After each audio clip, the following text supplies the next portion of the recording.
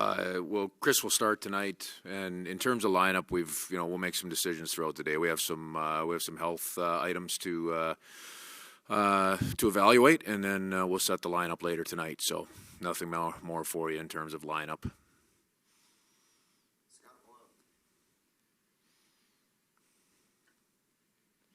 Mark was just telling us about how you guys are facing a challenging opponent tonight in Calgary. Very well balanced. They can score. They can defend. They can play well in transition. How do you strategically try to go about coming up with game plan against such a well balanced opponent like you face tonight? Well, for us, I talked about it a little bit at the end of the night last night. We need to be a well-balanced team where everybody is contributing and doing their part. So we have to have good detail to our game. We also have to have very good effort from everybody that's in our lineup. Everybody's got to go out and do their part. There's no soft areas, to a lineup that we're facing tonight. So that really challenges you to step up individually, collectively to make sure you go out and play at a high level and do it consistently, shift in and shift out.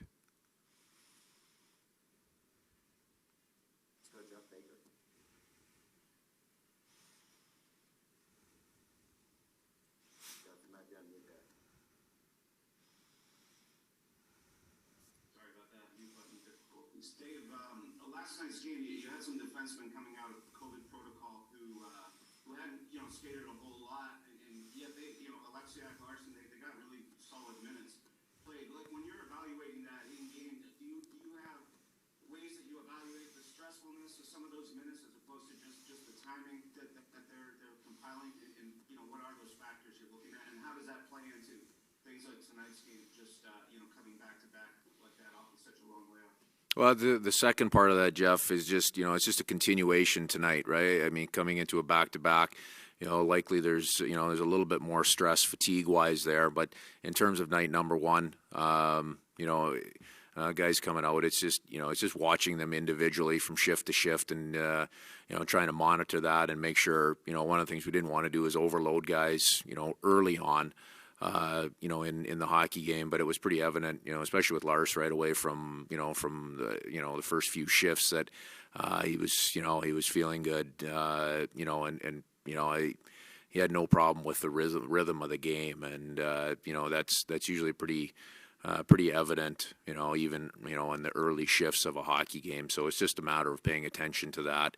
And again, like I said tonight, now the continuation of that, is there a little extenuating factor with fatigue, being that it hasn't been on the ice a lot over the last 10, 12 days. But we'll just have to monitor that tonight and get a real good read on it early on.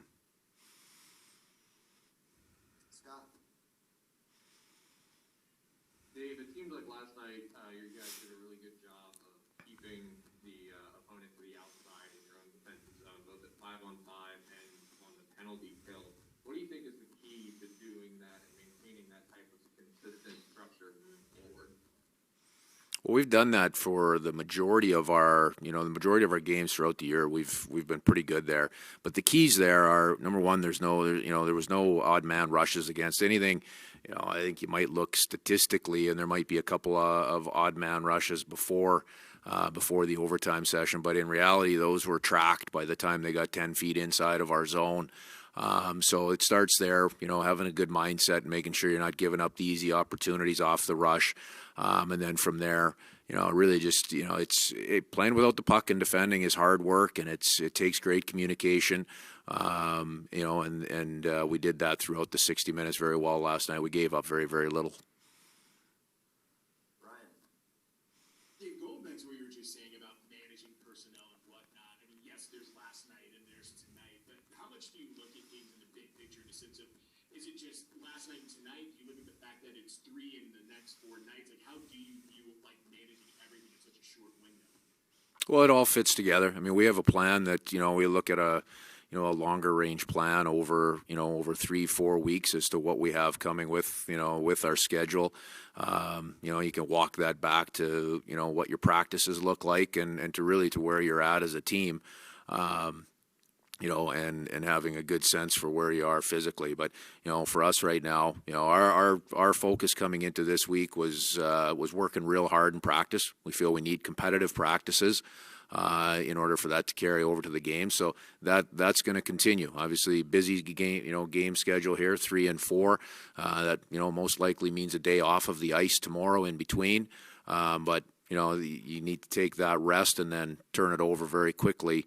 Into the next game day, which will entail a good morning skate with some intensity, getting ready to go for that night's game. So there's a big picture view, but at the end of the day, Ryan, you got to really just back it down to small pieces and have a real good focus for each individual game day. I know Cole Lynn was out on the ice with a couple of guys this morning. Would it be fair to say that he's available tonight, or is that more of a case of trying to get him just some practice time as part of the Texas tomorrow? As I said before, we have some health issues that we're going to evaluate through the day, and if need be, he will be available for tonight. All right, thanks, Dave. Thanks, everyone. Appreciate it. Okay, thank you.